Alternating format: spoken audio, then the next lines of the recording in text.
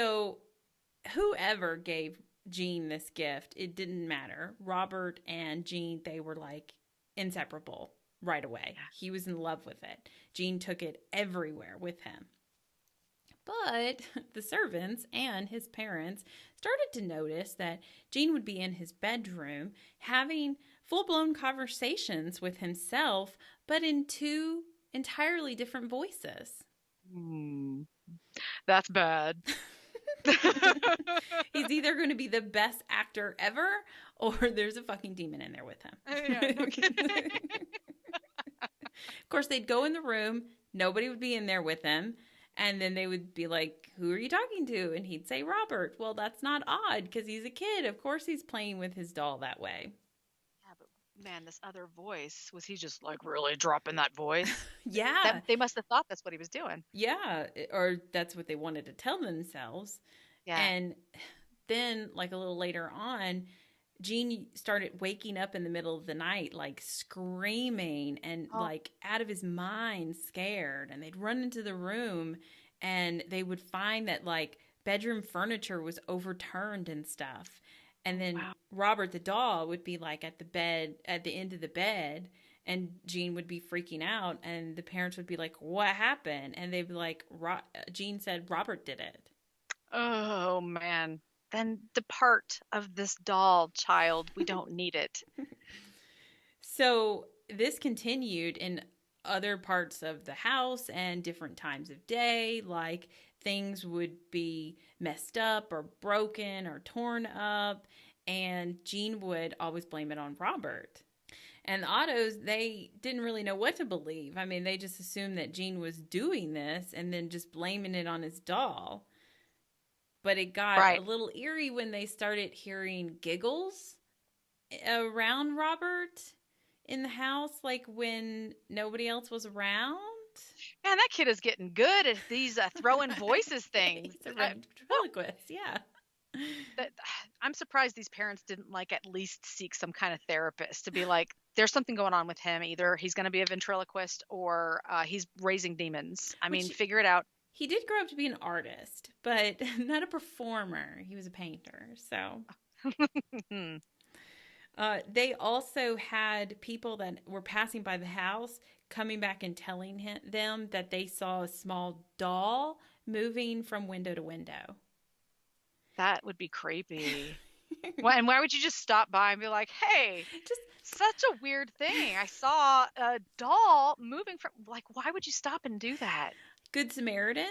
I mean, Like, just FYI, if you didn't know, you have a possessed doll in your house. You they're should trying to give them the warning, but they're not heeding it. do something about that, please.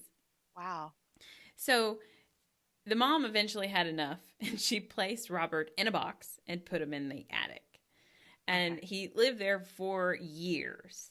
Oh, And wow. until mom and dad passed away, Gene inherited the house. Now he's an adult at this point. So he moves back to Key West, Florida, where the home is at, and he immediately goes and gets Robert out of the attic and brings him back to his childhood bedroom and sets it up all for him, like makes little furniture and everything dedicated for Robert. Creepy. Somehow, Gene actually finds a woman and gets married. Yeah, right. It must have been that art that he was producing.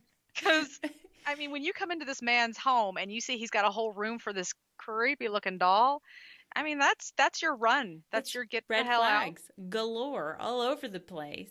And she Right. must have just been like, "That's cute."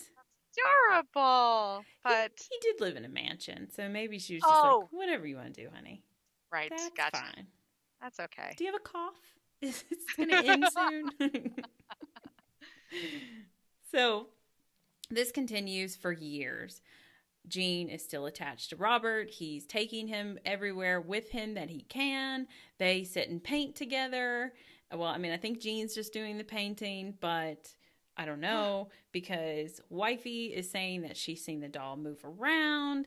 She's kind of talking shit about the doll. Then she becomes scared of the doll. The servants that they had working there or people that might have come over, they were saying that they were seeing the odd things like that, like hearing voices, and they could have swore that they saw that Robert's expression would change. all kinds of crazy stuff.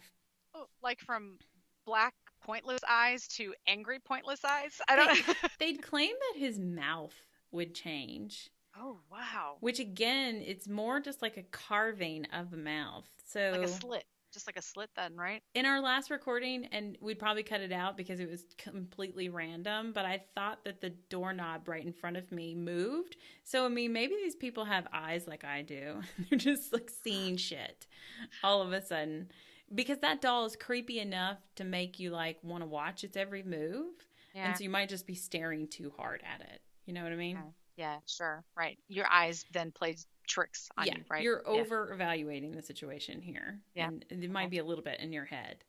But still, multiple people reported all these creepy experiences. Doesn't matter. Jean's in love with the doll. They're never going to part until Jean dies.